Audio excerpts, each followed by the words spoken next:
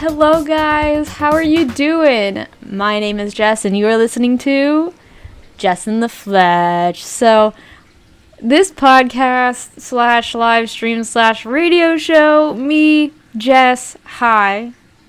I talk about all things adulting, coping with life after college, mental health, self-development, creative stuff, and just things that I like to talk about. So it kind of acts as my therapy, this podcast, but also I feel like I have some wisdom. Even though I'm only 23, I feel like I have a lot of experience in life.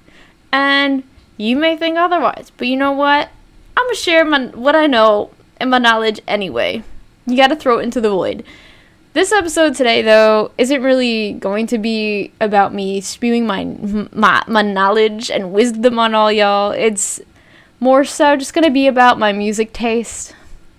I was inspired by Talk Nasty to Me, which is a podcast by one of my favorite YouTubers. Her name is Nicole Raffi, and she did a whole episode just talking about her music taste, and I agree with her in saying that it is quite a conceited topic, but at the same time, I like to talk about it. I could talk about it forever, and so this will just be like a word vomit episode. So hopefully you're excited. Grab a snack, grab a drink, do what you gotta do because it's happening.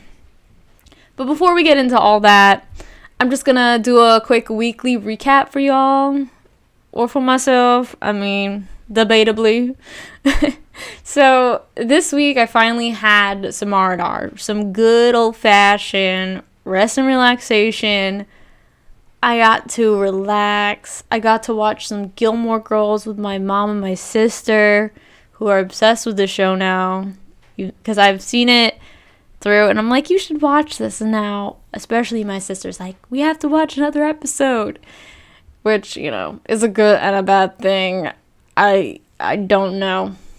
Binge watching TV to me doesn't really make me feel the best emotionally, physically. Sometimes I feel like a lifeless blob, but I feel like it was much needed for me to sit and rest and relax for a brief time. Considering I was working 3 jobs and I basically had no time off. I had a few days here and there, but for I was working like 3 months straight. And one of the jobs ended, which was a seasonal position, and I hated that job, so I'm glad it's over. It wasn't the worst job in the world. I just felt like I wasn't treated the best there. And I'm just going to leave it at that, okay? I'm not going to come at anyone. I just feel like I was surrounded by some bitter middle-aged people who hated life. And I was like, I'm not about this. I don't want to become you. I don't want to be sad and miserable like you. So I'd rather just distance myself. So it was good for me to finally leave. And then my second seasonal job, because 2 of them were seasonal, got extended to June, which was random, but okay, I'll take it. So I'm currently still working 2 of the 3 jobs, which I'm thankful for, because your girl has to pay for Mo somehow. And until I get my full-time income, my career, whatever that entails, whether that be from the business I'm trying to start up or an actual full-time position, either way, your girl's got to pay for her pride and joy. And I feel like I mentioned this previously, but a lot of people probably are like, well, buying a brand new car isn't practical. It loses value once it rolls off the lot. Yeah, that is something I'm very much aware of. I'm not dumb, okay? But I can't put a price tag on my own happiness. So I was like, you know what? Screw it. I'm going to do it anyway because I don't have to provide for anyone else. There's no financial pressure really on me. Thankfully, I don't have any student loans to pay off.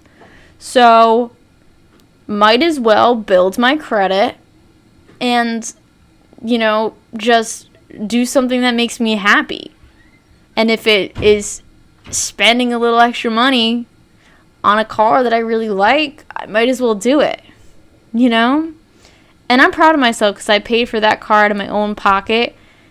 And that's the biggest amount of money I've ever spent on anything ever. And so it gave me a sense of self-worth. And, like, I'm proud of myself because I'm like, I can say, this is mine. You know? And since it's new, then I don't have to worry about repairs as much. But that's just a side comment. Sorry, I went on a little tangent there about my car. This week, I also made my vision board, you know, because your girl is spiritual and goal-oriented and all that, because, you know, I'm a dreamer. And so I did that in my planner, which is honestly the best planner ever. I highly recommend it. It's called the Law of Attraction Planner. Literally guides you through so many things. Like, it's sitting right next to me. This thing saved my life. Okay, let's put it that way.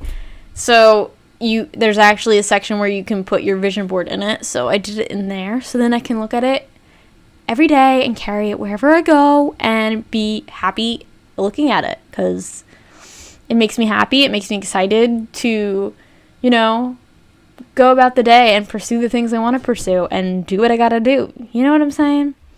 So, super happy to do that. All right, so because of, you know, working my jobs, glad one is over, trying to take some time to focus on my self-care, my mental health, and everything, because that's also very important. You know, keeping up with making a YouTube video on my YouTube channel and a podcast/radio show on here it's only been like 1 week, and I'm enjoying it, but I feel like at a certain point, I'm gonna burn out if I don't, you know, take more time off. I know I said I had some R&R this week, but I feel like it's gonna die down, and I'm gonna get back into being like a workaholic mode. Like, I gotta get all my personal projects done, and then I gotta focus on my career, and then I gotta go to my current, you know, jobs. So it's like I'm being pulled in all these directions, but all of them are caused by me because it's all things that I need to do or want to do to help me out later, if you know what I'm saying. So I also need to accept that I can't pursue everything I want to pursue at the same time. And that's the issue I've had in the past, is having so many different interests and so many goals and aspirations in a variety of areas that I do a little bit on each one and spread myself way too thin, and then I get nowhere with any of them. And I'm trying to break that habit this year and minimize my goals to a smaller amount of things to focus on. But, you know, it still can be hard because I keep getting swept up into that habit of trying to do everything at once. And, you know, I'm a human. I can't do it all. Okay? I'm not God or whatever. So, I also went to the thrift store this week with my sister. I picked out some clothes, new for me, not new in general, but I really enjoy going to the thrift store. I feel like it's good for the environment. Don't want to be one of those hoes, but I also kind of do. And I just feel like it feels good to reuse clothes that are still in decent condition. And you can find some really interesting pieces. The thing about going to the thrift store that I enjoy the most is finding an item that is so dope and outdated that you know that no one else will have it. You know, it's like a very like, oh, this is exclusive. You know what I'm saying? Anyway, beside the point. We had a great time. We spent like 3 or 4 hours there just like going through stuff. They had a little furniture section, and my sister got this little cute couch for her. Well, she's gonna live in an apartment, which is really like a little small house next year near her campus. because, she's still in college.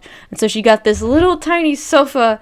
It's so freaking cute. And I was like, this sofa looks like you. Like, when I see this sofa, I think of her, because it just is her in a little sofa. Like, it just is, okay? So, yes, I'm thriving. Along the lines of career this week, I found about 2 job opportunities I'm considering in graphic design. I'm probably going to end up applying for them. So in this coming week, I'm going to try to, get my portfolio together and my resume together and apply to these things. I feel like my resume needs to be updated solely because I feel like I should just have an experience section and include my YouTube channel and include my podcast and live stream stuff, because none of my previous actual jobs have anything to do with what I want to do, and the things that I personally go out of my way to do that I don't get paid to do are the things that are going to make me look like I have more experience than the jobs I've had previously, if that makes any sense. Because it's all, I learned this from someone. It's all in how you package your resume. Experience could be anything, right? It could be what I do for fun and entertainment that I hope to, harness these skills in a work setting, yes. But also it's just I think it's helpful because I feel like I possess a lot of necessary skills for a graphic design role. Those are the roles I was looking at. But I feel like I don't get the chance because, they have resume, search engines that kind of filter out all the resumes that don't match. And I feel like my resume doesn't match any of these job positions because I haven't worked in graphic design or marketing or anything really career based, at least in my opinion. So it's none of what I've done is really applicable, But at the same time, it's you want to include previous work experience you've had to show that, oh, you've had a job, you know how to follow instruction and listen to authority or whatever.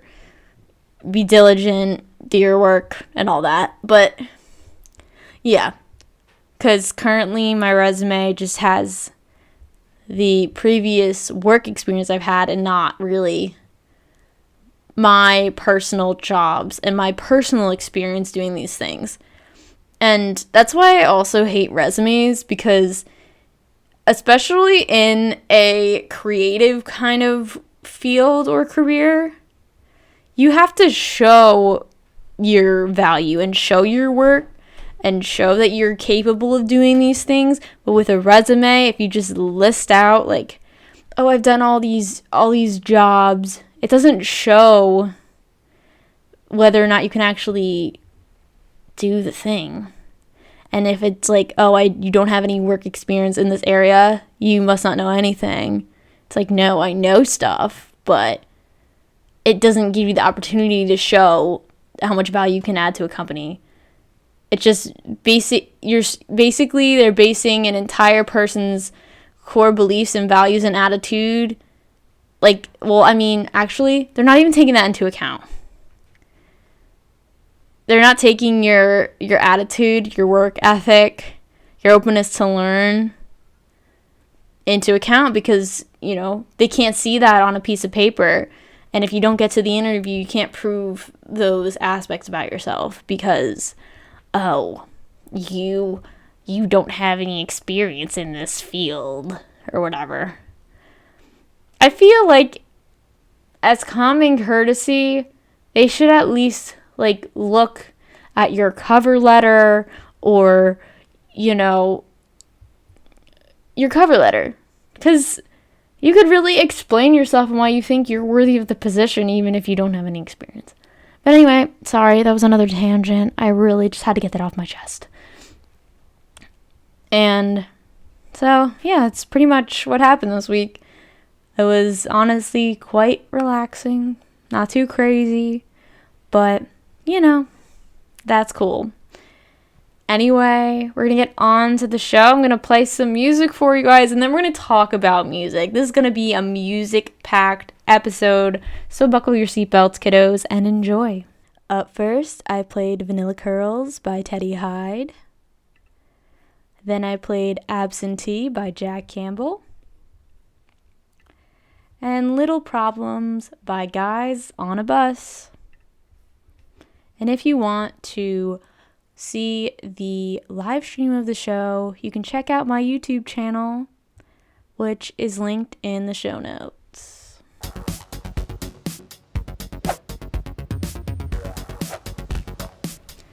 Okay, hi guys, hope you enjoyed my musical selections. So anyway, let's move on to the topic at hand here, which is music. So this is kind of going to be a segment that I'm going to call music's impact on my life. Now, unlike a lot of people, I wasn't raised a movie buff. You might think that has nothing to do with anything, but unlike a lot of people, I wasn't raised a movie buff. So basically, I feel like this contributes a lot because my family was all about listening to music and culturing us in great music and music taste and theory. I feel like Jack Black from School of Rock right now, but besides the point, I really haven't watched any classic movies. People have asked me, "Oh, have you seen this?" And I'll be like, "No," and then they'll think I'm crazy. It happens all the time. I'm just not cultured when it comes to film, and you can just leave me alone. Thank you. But anyway, I feel like we've always just had music playing in the house growing up. My parents lived off classic rock. I feel like that's also a lot of other people's parents, but it was just always playing classic rock and the Beatles and Billy Joel, all the great musicians of the 20th century. God, I can't talk. Also, I feel like I really just connected with music because when I was really little, when I was 2 or 3, my mom put me in dance, and I danced for 14 years at a studio, which is shocking, I know. I'm not the stereotypical dancer type. I'm more of one of the guys, a bro. At least I see myself that way. But who knows? Honestly, who knows? Maybe I do give off that vibe. But yeah, I danced for 14 years at a studio. I did all different kinds of dance. I did, tap, ballet, jazz, hip-hop, lyrical. Yeah, you name it. So I really enjoy that experience, and it kind of made me really feel music more. Because I feel like there's one thing about just listening to it, but getting your body involved and getting your whole being moving to a beat, to a rhythm, to a groove, I feel like it's something else. It brings another added element into it to connect yourself to music. I feel like it allowed me to really just connect with myself, and as a very introverted and shy individual, it gave me a way of self-expression when I was dancing. But the musical element really is what stuck with me for a long time. Also, in 5th grade, I had a brief moment of playing clarinet. I know, shocking. So I really just didn't like the band instructor, so I dipped out of there. Playing the clarinet wasn't too awful, but honestly, the sole reason why I chose to play the clarinet is because Squidward Tentacles from SpongeBob SquarePants played the clarinet, so I'm like, I have to do this. And then, it just didn't work out, but it's fine. Squidward would have been proud that I tried. I was probably as good as Squidward in my 1 year of playing the clarinet. In middle school, I also joined choir. So I feel like singing is also another added element for me. Really got me in touch with emotionality and music. I also was in the middle school musical of Beauty and the Beast, which was super fun. I was a dancer in the show, but I was also cross cast as multiple things as a dancer. So as a dancer, we were also villagers. So we were in the chorus, and we were also wolves. I also was a dancing napkin, which was pretty badass. Not gonna lie. But it was really fun. I enjoyed it. I also did this thing over the summer at my school when I was younger. It was called Broadway Bound, where you're in like a summer, it was called like a summer enrichment class. So basically it was like a class you took over the summer, and it was a bunch of fun extracurricular stuff. And you took it with the kids around your age. So basically in Broadway Bound, they gave you a bunch of different random songs from random musicals, and you would perform them. Song, dance numbers. It was a great time. I had a great time with that. And at this point in my life, I feel like I wish I participated in more musicals, because it was like super fun. And I feel like performing, singing and dancing gets you to a whole other level. And I feel like it was something I kind of missed out on because I didn't really have the confidence in high school to like try out for the school musical, because your girl didn't have it in with the music people, the choir people, or the band, whatever, the people who ran the play. I didn't have it in with them. And so, it was all based on political stuff, who sucked up to the teachers the most. And I was like, I'm not about this, so deuces. But I do wish I still got to do that more in my life. But I could do it now, okay? If I have a goal or a dream to be in a play, a professional play, I feel like I could do it. I mean, at a local theater, your girl isn't ready for Broadway or anything, but at a local theater, I probably could get something. At least I hope so. I've also tried to play like multiple different kinds of instruments. I've been like, I just always had a fascination with playing an instrument. But as your girl, as you know, my patterns on things, I like to try so many different things, put myself so thin that I get nowhere with any of them. This was kind of another one of those things. So I tried to play guitar and piano, and I would make the excuse that, oh, my hands are too small. I mean, I do have tiny hands, but people with small hands can play the guitar. Like, I bet there are people with hands probably smaller than me who can play the guitar amazingly. But I really just lacked the patience and the discipline to, like, stick with it. But maybe at some point I'll try to pick, those back up again. Maybe guitar, because I currently play the ukulele sometimes for fun. And I'm decent at it. I'm not, like, amazing, but I know a bunch of chords, and I know how to play some songs. And it's good for me. It's therapeutic, and I enjoy it a lot. So I feel like maybe I can slowly transition to playing guitar. But we'll see. We'll see. I also always love singing. And I feel like I'm not completely tone deaf, but I'm not like a goddess of song. I'm not Adele in these streets, but I am not awful. Okay? Like, when I sing, especially when I sing like love songs or like heartbreak songs, it kind of lets me get into like the songwriter's experience, because your girl doesn't really have many of her own in that realm. Like, love and relationships, I don't know. I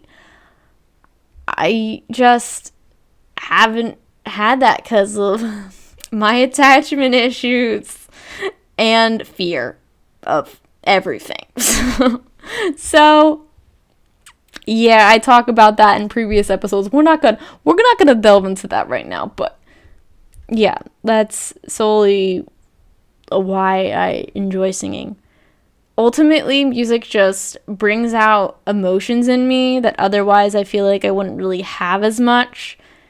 It got me through a lot of dark stuff when I was not in a good place, which looking back on it seems like a completely different person because I feel like now I have so much more of a control and a happiness in my daily life that I didn't have previously, and I can only equate that to becoming more of a spiritual person. You know, everyone has their own methods for dealing with stuff, but that's how I kind of deal with stuff. And it's helped. It's the only thing so far that has worked for me. I've gone to therapists. I've gone through all this stuff. I refuse to take medication, so I was like, okay, I'm just gonna try something new. May seem ridiculous, may seem crazy, maybe people won't understand it, but when you're at your last resort, you might as well try something that you think is crazy, you know? And now I don't think it's crazy, and now it's actually helping me. So sorry, that was another tangent. I tend to do that. Anyway, back to singing. I feel like it just gives me a sense of like peace. It gives me a sense of using my voice. There's less pressure, I feel like, when I'm using my voice singing than I am speaking sometimes. Or it sometimes gets overwhelming, okay? Or annoying, because I do sing a lot. I sing throughout the day. When people are having a conversation and they mention a word or phrase, it automatically makes me think of a song, and then I start singing that song and interrupt their conversation. And sometimes this is habitual. It's unintentional, but it happens, and I've been called out on it recently, and I'm trying to get better because your girl doesn't want to be rude, but at the same time, it's just such an ingrained habit in me, and I enjoy it that it's like sometimes I don't even realize I'm doing it. But it's something I need to improve on.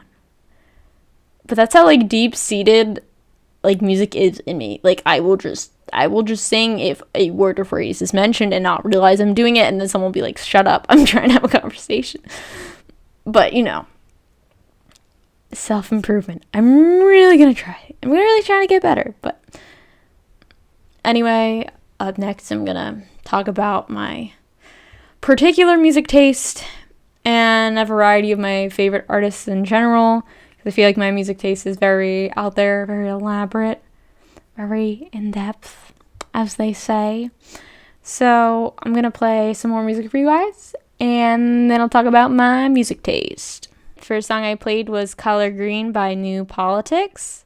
Then I played My Gal, My Guy by Darlingside. And finally, Mischief by Bluebird.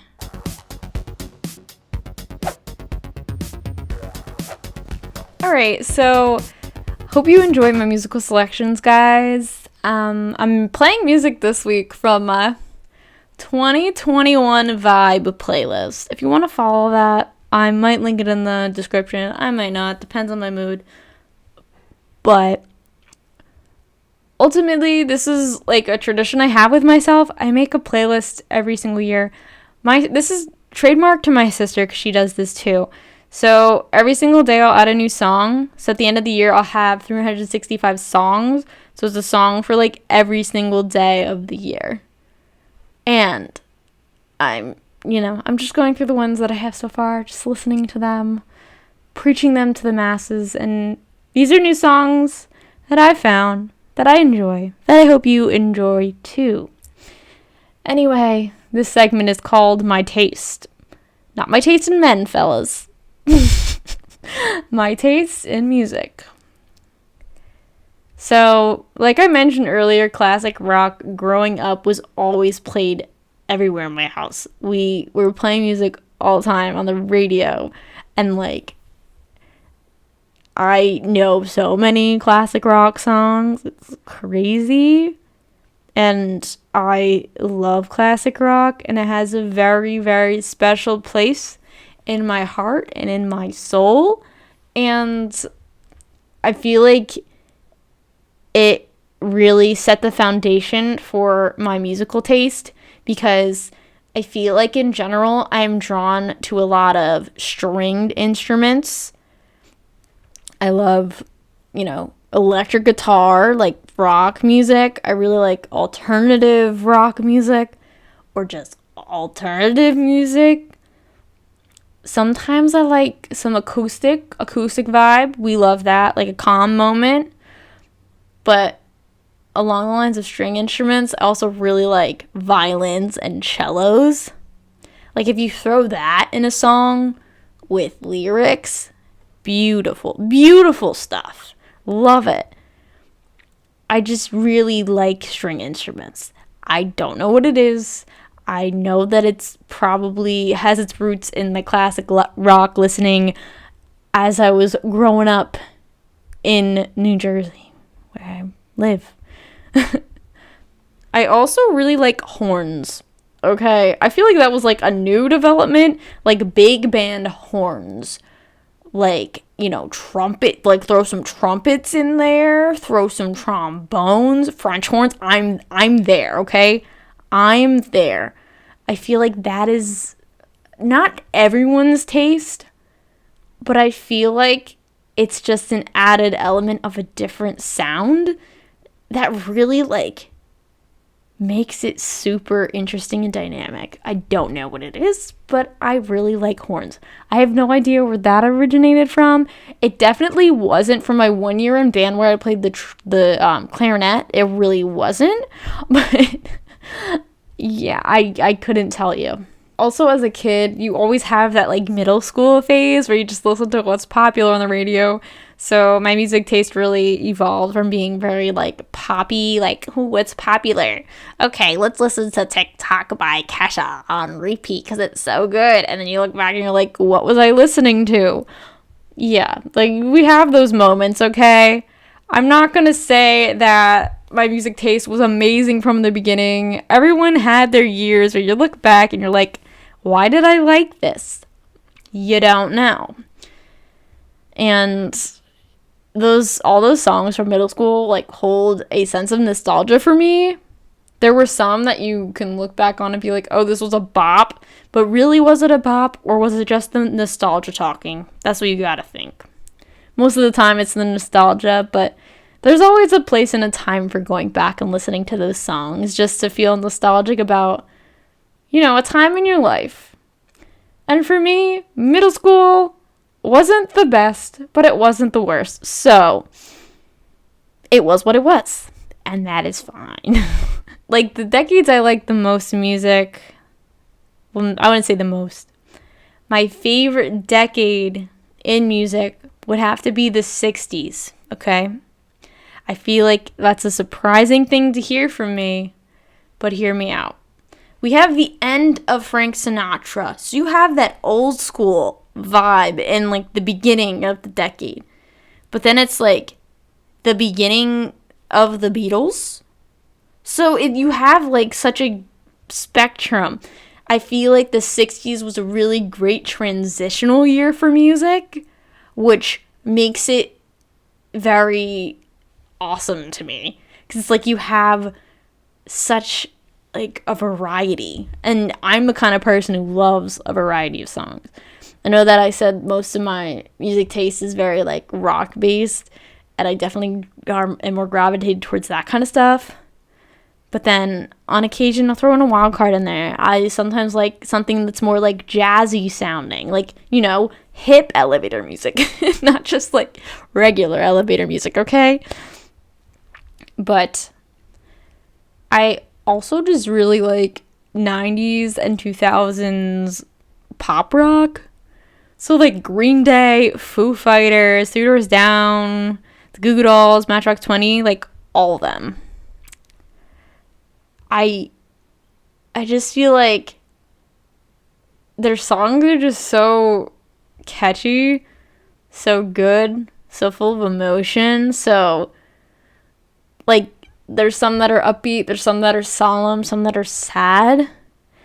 But either way, I feel like they just make me feel something more than other songs in other decades. I don't know what it is. There's just a fascination there. I'm also a self-proclaimed emo hoe. Now, I really vibe with the emo trinity. If you don't know what the emo trinity is, be cultured. The emo trinity is My Chemical Romance, Fall Out Boy, and Panic at the Disco. Now, I feel like it's funny though, because I wasn't into the quote-unquote emo, like, scene music until way after the fact. Like, I didn't start getting into it until I was in high school. So that was like 2014, 2015. So that was way after like that whole section of the 2000s or 2010s, like the beginning of the 2010s. I missed out on it when it was originally a thing, but then I found it after the fact. And like, that's why I like listening to music on my own terms more so than listening to songs on the radio or songs that are popular, because it's like I have a choice in what I want to listen to, what I'm drawn to listen to, and it's easier to discover new things that you're like, you know, you might not hear because they're more obscure and they're not on the radio as much, you know? But like I said, I really do like a variety of music, but the one genre of music that I don't particularly like that much is country music. Now, hear me out. I know country music is blessed by the heavens of the Americas or whatever. Everyone loves country music around here and in general. I just don't like the twang, how the person is singing. There are some songs that are classified as country music that I can tolerate listening to, but a lot of it, it's really how the vocalist is singing, their tone of voice. I'm just not very fond of it. It's that, and also just like subject matter stuff, like lyrically. I feel like there are certain songs that have really good lyrics, but then a lot of them are just like, you know, stereotypical country songs like booze and my girl with a big titties and boots and trucks. And I know that's very stereotypical, but you can't say that country music doesn't have that stuff in it at all, 'cause a lot of it does. I also, with rap, I have a very particular taste in rap music. It also very much depends on my mood. I like when rap kind of meets rock, because I really like guitars and string instruments, like I mentioned. But if it's just like rap for rap's sake, I don't really vibe with it as much. It's not that it's like awful. Just certain songs are bad. But there's a few, I feel like in rap music there's a few gems that I really like. I like Macklemore. He's more poppy, but it's still like rap based, but it's not like trap rap. I can never do trap rap.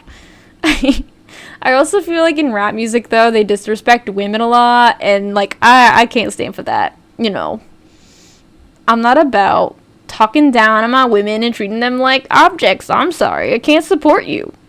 You know, there are some rap artists that I can tolerate. I also like folksy kind of music where the guitar has like finger plucking, and it's very like, take me to a warm cabin in the woods and let's have a big fire and play our guitar and vibe. Okay, I love that. It's more like pop folk, I guess, or more modern folk. I don't really listen to classical folk music very much, because I feel like that still has kind of the vocal thing I was talking about with country, with the twang, which I don't really like that much. but I have respect for. I do. I know that there's a lot of country artists with talent. I just don't like it. I can appreciate it, but I don't like it. I feel like that's that. But when it comes to pop, folk music that's like modern, I really like Cold Weather Company. I love them. They're like a small folk pop band that's based out of New Jersey, and they have 3 members, and each of them sing on like different songs. But 2 of them sing more than the third guy, but they're really good. They became a band when they were in college, when they went to Rutgers University. I just really like their music. Lyrically, it's awesome, and also it just makes me feel warm and fuzzy inside. I can't describe it. I also really like the Lumineers. You probably know them for their song Ho Hey. I really like that song, but my favorite song by them would have to be Stubborn Love or Charlie Boy. Those are 2 good ones. I like their first album more than their albums after that, but I do really like them. I also had a phase where I was really into Passenger. His voice is so unique and so cool and has like a certain kind of rasp to it that I can't really describe, but I love it.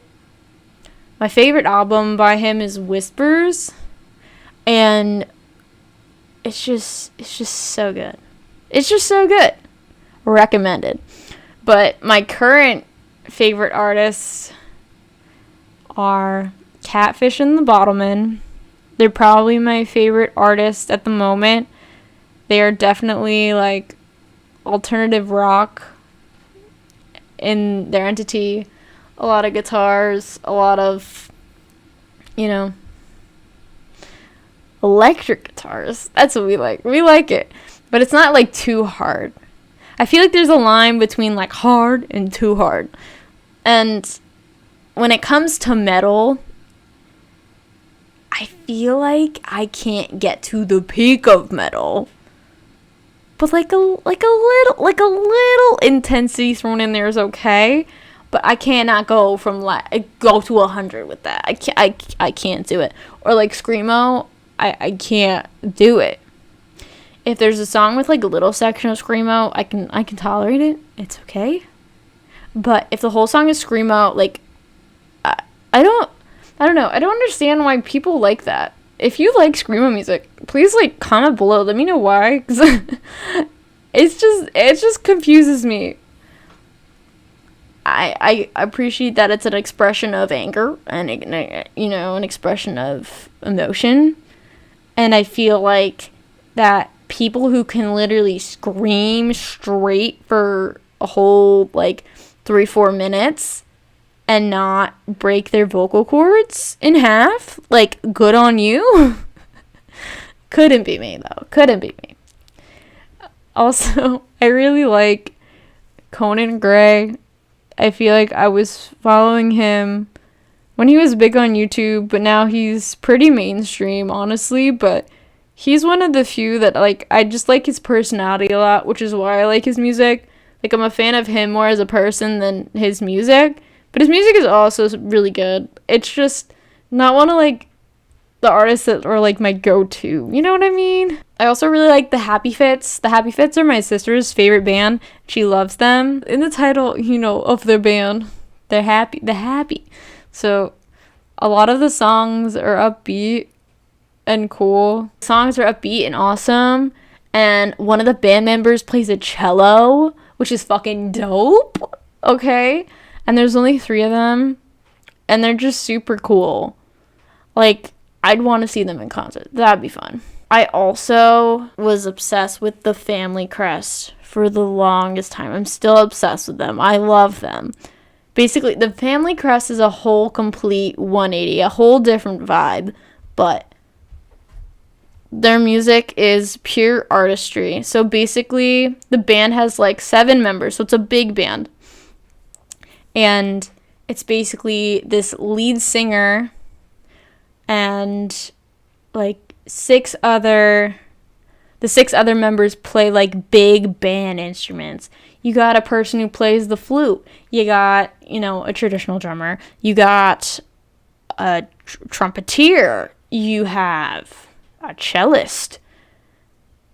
Yeah, a violinist. Like, you have all of these additional people who don't like play like more like classical instruments, if you know what I mean. And their music is just so moving and beautiful.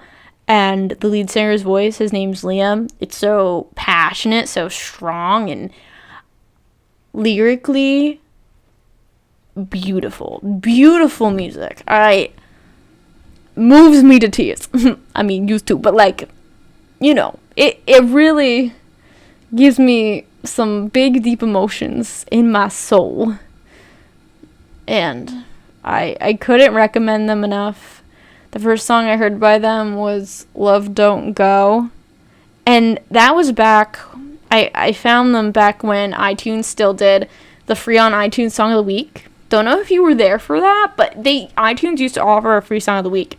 And so that was one of them, and I couldn't stop listening to it. I'm like, okay, I have to look into this band. And so I kind of forgot about them. Then a few years down the line, I went on Spotify, and I was like, wait, this is, like, I my Discover Weekly, I saw this song, and I was like, wait, this is the song that was on my iTunes playlist years ago. And I was like, oh, I love it. And then I played it again, and then I went to their page and then listened to their other songs. Let me tell you, Beneath the Brine, that is a masterpiece. Love that song so freaking much. Play that at my goddamn funeral. Okay. Sometimes though, Wallows.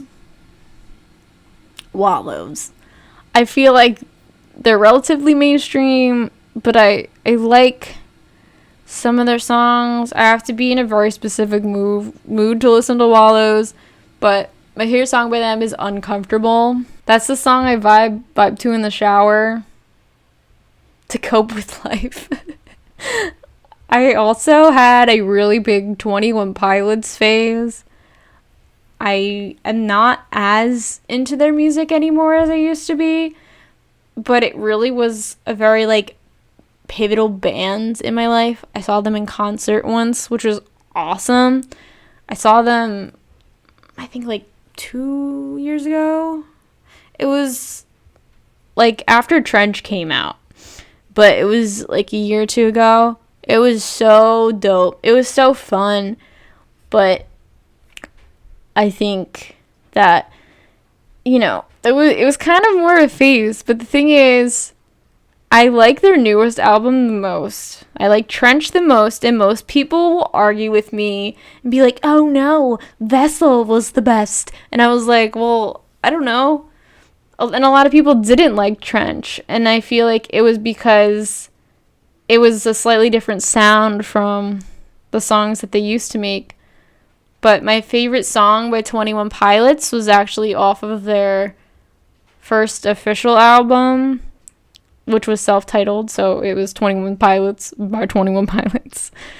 And the song that is my favorite is called Taxi Cab.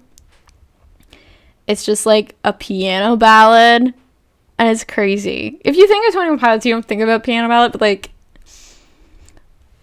I really like it.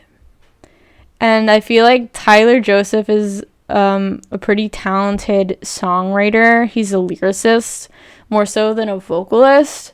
But regardless, I still have a deep appreciation and respect for the dude. Also, Josh, an icon on the... I also had this phase where I really liked this band called The Deer Hunter. And if you don't know who they are, basically the concept of all of their music is super fascinating. So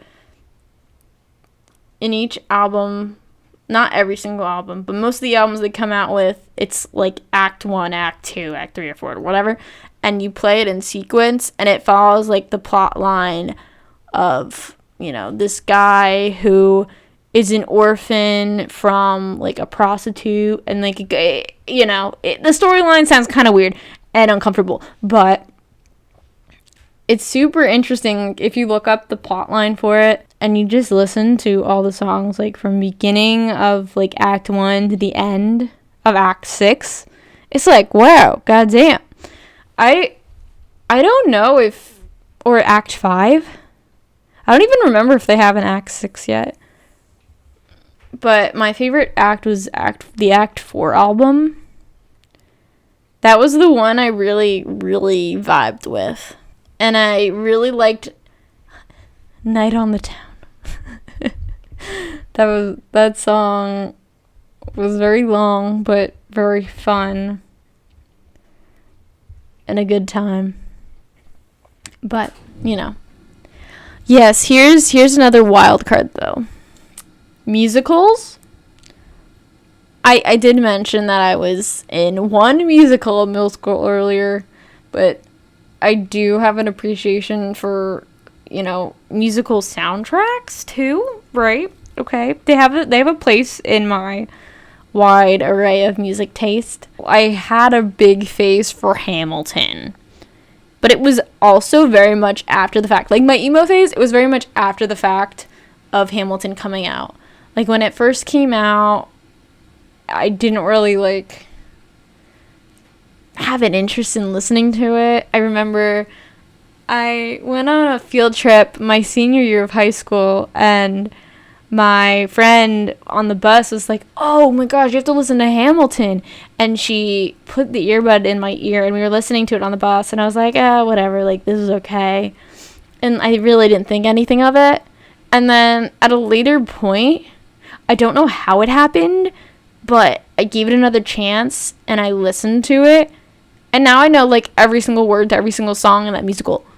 And if you look at the soundtrack, there's, like, 40 to 50 songs on there. I know every word. Even the rap to Guns and Ships, I swear.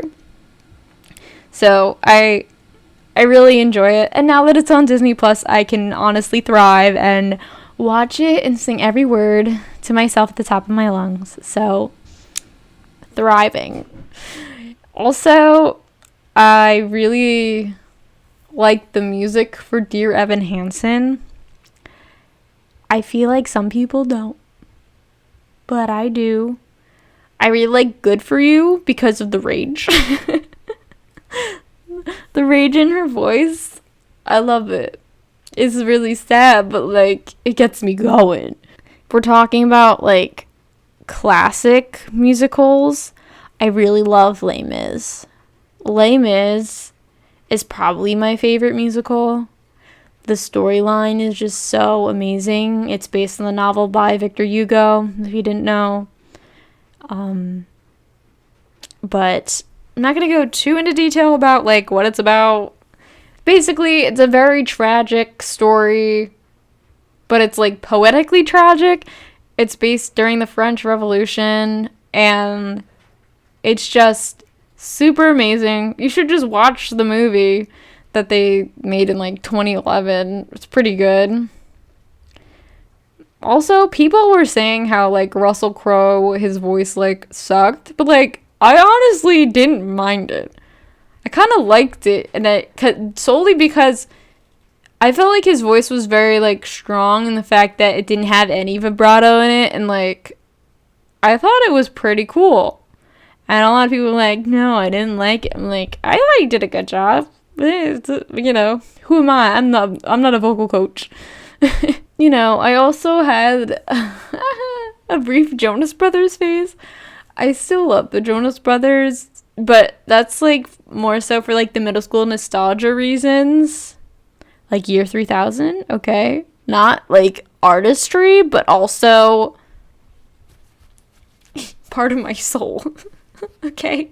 It's funny because when the Jonas Brothers were popular and I really enjoy listening to their music. I never wanted to admit that I liked them because I thought that was like lame, like, oh, I'm not gonna fangirl over this boy band or whatever. So I would literally hide the fact that I liked the Jonas Brothers, and now I'm like, I will openly admit that I do. I saw them in concert, okay? Recently. So I can attest to that. But I feel like it's really just for the nostalgia purposes. But if we're talking about the recent music, Unhappiness Begins, Hesitate is my favorite song. It kind of reminds me of One Direction, though. It gives me like a One Direction vibe. And I'm not really the biggest fan of One Direction, but I like that song. I feel like if One Direction still existed and that song was written, it would be for One Direction, not for them. But hot take. Now I'm going to talk about the concerts that I've seen. So let's get into it. The first ever concert that I saw was Hilary Duff. If this doesn't say a lot about me as a person, yeah, you know. I don't remember which specific tours I saw her in. It might have been like the Why Not tour or something. I saw her when Most Wanted came out, and then I saw her a second time when Dignity came out, so that was a couple years later. But those were the first two concerts that I saw, and it was with one of my friends from my childhood best friend, and it was something.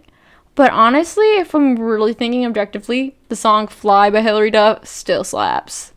So good. I also saw the American Idol tour in 2010.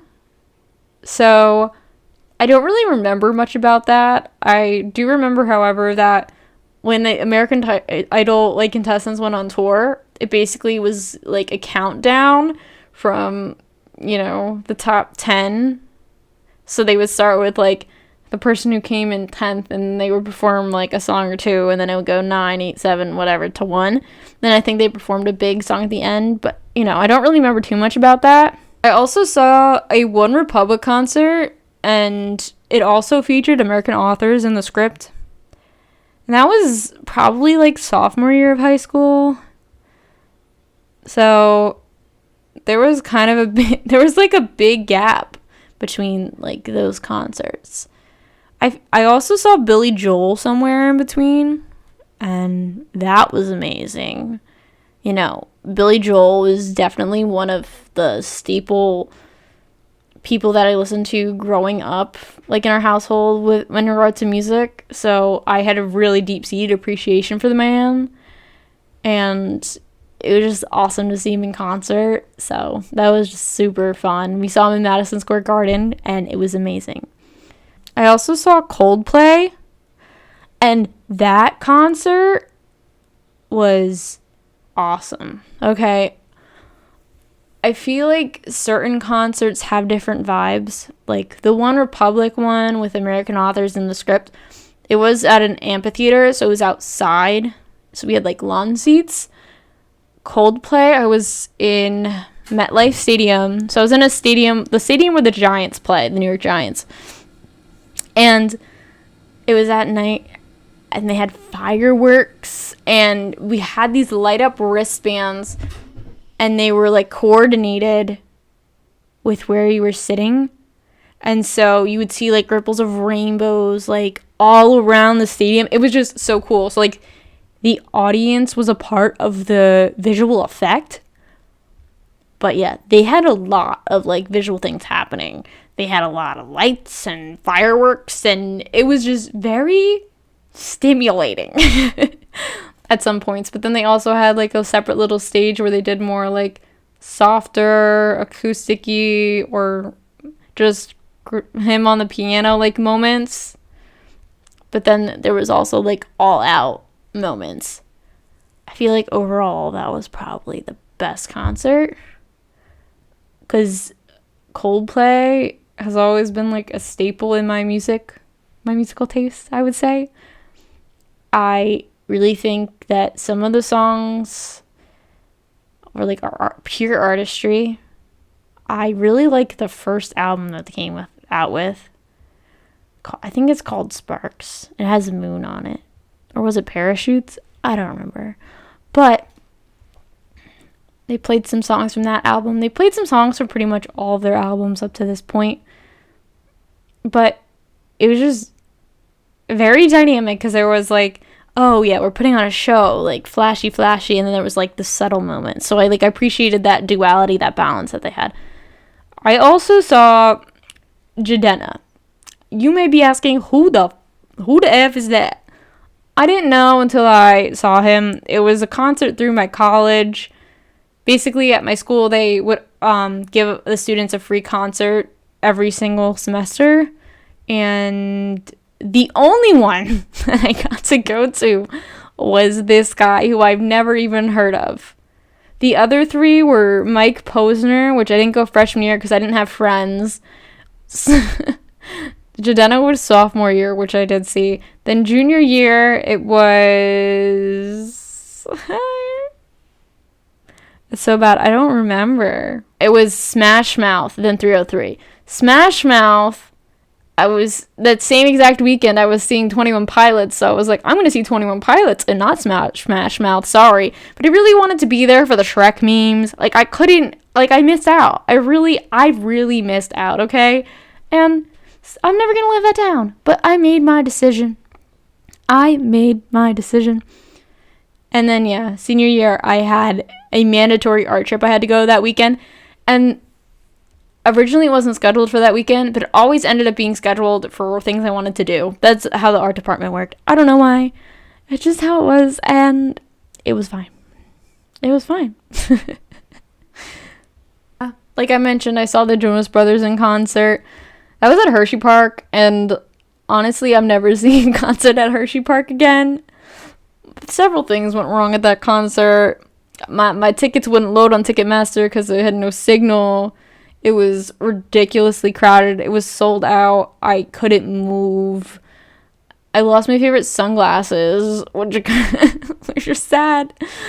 And it just took, like, an hour and a half to even get out of the parking lot to go home. And that was, like, we just sat there and waited for people to start clearing out. Because I was like, I'm not just going to go for it and try to merge with these people. I'm going to just let them go. It's going to take a longer time anyway. So we just waited. But it was nostalgic. It was fun. It did what it needed to do for me. Big Rob came out for Burn It Up. Okay. If you can't respect that, I don't know what you can respect. And then the last concert that I saw was the Black Keys. Now, before this concert, I've heard of the Black Keys. I've heard the song Lonely Boy. That was the only song I knew by them, which was probably their most popular song. And it was my friend's favorite band. And he never saw, like, a real concert, and it was kind of near college, so I offered to go and drive him. So I bought my ticket, and we went, and we had separate seats that weren't near each other. So I attended a concert pretty much by myself. It was an experience, honestly. I attended a concert by myself for a band that I didn't know, really, and it was interesting. I mean, their songs weren't bad. It was a very simple show. It was basically like, we are here, we are playing. There's not a lot of special effects. There's nothing crazy going on. It was very simple, and it was all about the music, and I also have an appreciation for that. The opener was AWOL Nation. Sale.